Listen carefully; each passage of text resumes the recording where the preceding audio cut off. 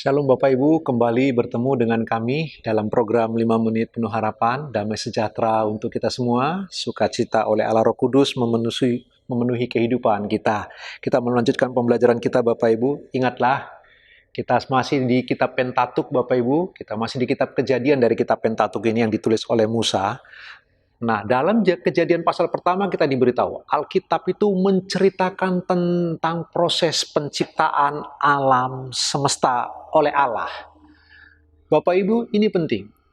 Kenapa Bapak Ibu? Jika Bapak Ibu belajar, banyak membaca buku, ilmu pengetahuan, filsafat Bapak Ibu yang dikasihi Tuhan, maka Bapak Ibu akan melihat, di zaman abad-abad awal Bapak Ibu yang dikasihi Tuhan, para filsuf percaya bahwa alam semesta itu kekal.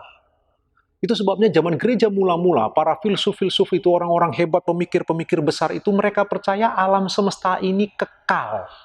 Jadi seperti Allah kekal, alam semesta juga kekal. Tetapi kita tahu bersama-sama dari firman Allah, Bapak Ibu yang dikasihi Tuhan, bahwa alam semesta tidak kekal. Alam semesta diciptakan oleh Allah.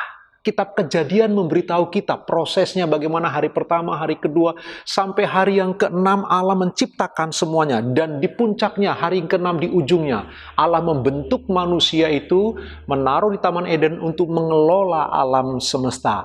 Bapak Ibu yang dikasihi Tuhan, maksud saya untuk mengelola Taman Eden jauh lebih baik lagi. Yang kita perlu perhatikan bersama-sama Bapak Ibu, orang-orang yang berkata bahwa alam semesta ini kekal, sekarang para ilmuwan menemukan ternyata alam semesta itu mengembang. Karena alam semesta membesar, mengembang Bapak Ibu, dan kita diberitahu Bapak Ibu, titik terjauh dari alam semesta atau titik terluar yang kita bisa ketahui sekarang ini 13 miliar tahun kecepatan cahaya. Masih ingat Bapak Ibu, kecepatan cahaya 3 kali 10 pangkat 8 per detik. 1 detik langsung 300 juta kilometer. Dibutuhkan 13 miliar tahun kecepatan cahaya untuk sampai titik terluar dari alam semesta sekarang ini. Dan menurut ilmu pengetahuan Bapak Ibu, para saintis berkata bahwa alam semesta terus mengembang, membesar. Ini membuktikan apa? Alam semesta tidak kekal. Karena kekekalan tidak mengalami proses.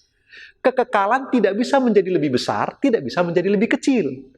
Itulah sebabnya kitab Kejadian memberitahu kepada kita bahwa pasal pertama, alam semesta itu diciptakan oleh Allah yang kekal. Alam semesta itu adalah ciptaan karena itu dia bersifat temporal. Dia punya jangka waktu, berbeda dengan Allah yang adalah kekal. Apa pelajarannya untuk Bapak Ibu dan saya? Oh, pelajarannya jelas. Jika alam semesta ini adalah ciptaan Allah, maka alam semesta ini bekerja pada fungsinya masing-masing, dia butuh topangan. Dan alam semesta sangat bergantung kepada Allah. Alam semesta itu ditopang oleh firman Allah, Kolose mengatakan begitu. Jadi alam semesta bergerak pada fungsinya masing-masing. Itu Allah yang mau, Allah yang menentukan. Tapi poin lebih dalam lagi, Bapak Ibu dengar lagi ini.